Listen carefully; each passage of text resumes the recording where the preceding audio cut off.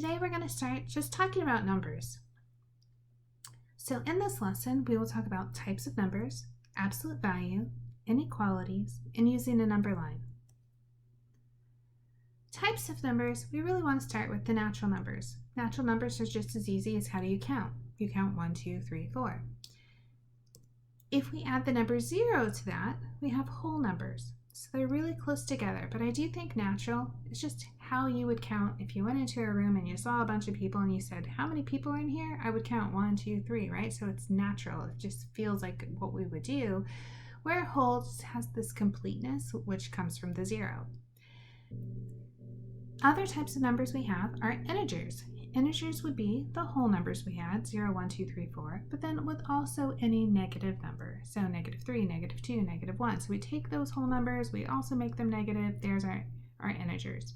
What they're not fractions, right? We don't have decimals yet until we get to rationals. So rationals are anything you can write as a fraction, where the fraction is made of integers. Rationals can be written as decimals as well, but they will either have a finite form, like a half is equal to 0.5, or they will have a repeating decimal form, like a third is 0.333. Irrational numbers are numbers that can't be written as a fraction. And if you're thinking right now, like, what kind of number can I not write as a fraction? Think about the square root of 2, or pi, the square root of 3, the square root of 3 plus 2, right? Like, so any number that deals with an irrational then becomes an irrational itself. Be careful that if you can simplify a radical where it ends up being irrational, then it's not considered irrational. What do I mean by that? I mean, like, the square root of 9 is 3. 3 is a whole number, which means the square root of 9 is a whole number. So just because it might look like an irrational when it's given as a presentation, it may not actually be an irrational. So right now, if you're thinking, do I need to memorize this? The answer is no. Here's what I need. I need to be able to talk about number types throughout the semester, and I need you to be able to follow along. So if you understand the vocabulary, you're in good shape. Next, we have absolute value. The absolute value of a number is equal to its distance from the number 0. Our notation, you can see I put these big bars and just an X in the middle to say X could be a number. So those bars say that we're doing absolute value. Think about the idea that distance is positive. So whatever I give you inside of those bars is always going to be greater than or equal to 0. And that's all absolute value is telling you to do, is just make this number greater than or equal to 0. What that does is this. If I give you the absolute value of 75, the answer would be 75. It's whatever you put in comes out as positive. Let's pick another one. Absolute value of -33. I just dropped the negative and now it's positive 33. That's what absolute value does. It just says make it positive. Absolute value of 27 remains as 27. Even if I make the numbers not as pretty, say and I do some decimals or some fractions, it works the same way.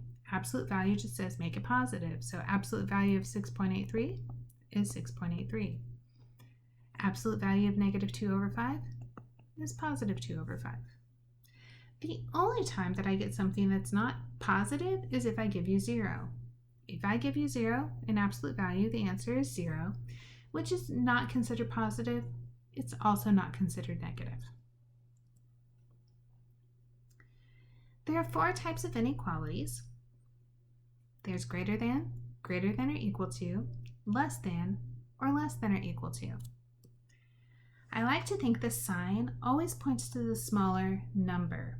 What do I mean? I mean, like, the little point part should be headed toward the little number in a number set I give you. So here's a bunch of number sets.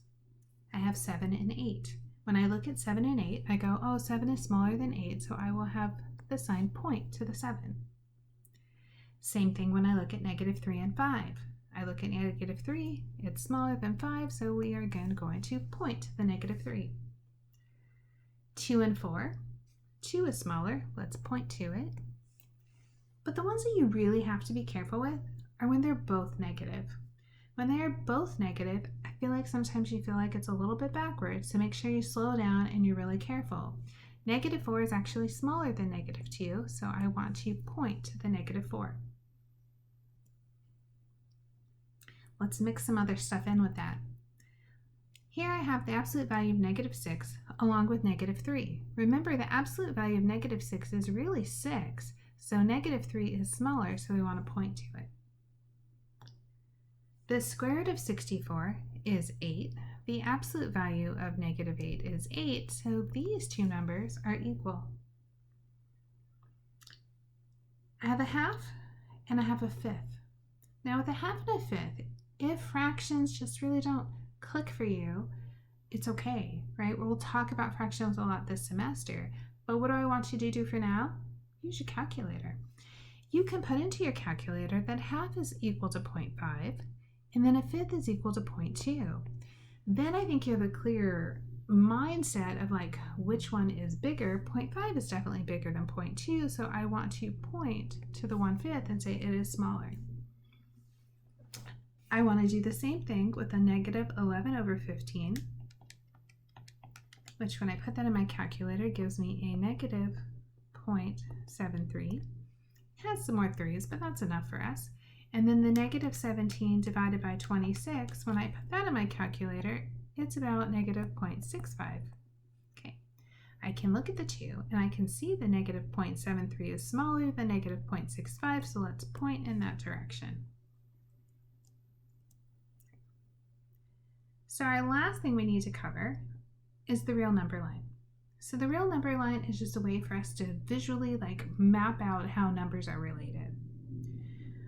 Generally, tick marks to show so I can see where the numbers are. Labeled is nice so that I can tell what each tick mark stands for. And we're going to use dots to signify the points we're talking about. So let's graph 3. Let's graph 0, 4 over 2, and negative 3. So at 0, I'm going to put a nice big dot so you can see we're talking about 0. 4 over 2 is 2, so I go to 2 and I put another nice big dot. And then at negative 3, there's a dot. Sometimes what this really helps you with is seeing the relationship between the numbers. So if I had to order the numbers, which we will do in a little bit, you could clearly see left to right, negative 3 is the smallest, and then 0, and then 2. So if you needed something to help you out with inequalities or with having to line numbers up, here's a good way to get there. You can always graph them and then they're already lined up for you. Same thing here, I just made the numbers a little harder. So I made the number line spaced out a bit more. So the first one says negative 1.7. I know it's negative, it's between negative 2 and negative 1. I'm thinking a little bit closer to negative 2, so that's where I'm going to put it. We can make it bigger if you want. 12 over 5. You may want to grab your calculator and say that 12 over 5 is 2.4. So between 2 and 3, pretty close to the middle, I'm putting in 2.4. And then 1/4. Hopefully you're thinking, oh, that's 0.25. So that's between 0 and 1, closer to the 0 than the 1. Right? It's okay to estimate a little bit. I'm not looking for it to be perfect. I'm looking for is it in the right area. And then the last thing is we're going to number our numbers. So we're going to order our numbers from smallest to largest. So we're looking through this set. I have the absolute value of negative 2 and a fourth. I have 3. I have negative 15.4. I have the absolute value of negative 5.6. I have 7.3, negative 8.7, and the square root of 45. It may help, again, right above this to say, well, negative 2 and a fourth is really 2.25. If you want to use your calculator and you're like, I don't know what to do with mixed numbers, you could put in 1 over 4th and then say plus 2, and that'll give you the 2.25. You know it's positive because it's absolute value. Same thing, absolute value of negative 5.6 is positive 5.6. And then the one that really probably you need to see the most is the square root of 45 is about 6.7. Right. Here's what I do when I'm looking through a bunch of numbers. I want to look for what's small first because it says go smallest to largest. So I see two negatives, negative 15.4 and negative 8.7. Negative 15.4 is definitely going first, and then the negative 8.7. The ones that are underlined, I've used. I don't need to look at them anymore. From there, I'm going, okay, what's next? So all the negatives are down, so I'm looking at what's really small, and I see the 2.25. I'm going to write it the same way it was given. That would be followed by the 3. So I got my number about 2, my number that's 3. I'm looking for what's not been used. I see the absolute value of negative 5.6, 7.3, and this square root of 45. So the 5.6 should go next. But then that needs to be followed by the square root of 45. And then our very last one is 7.3. Kind of smashed it in there. All right, that's what we have for now. Good luck on your homework.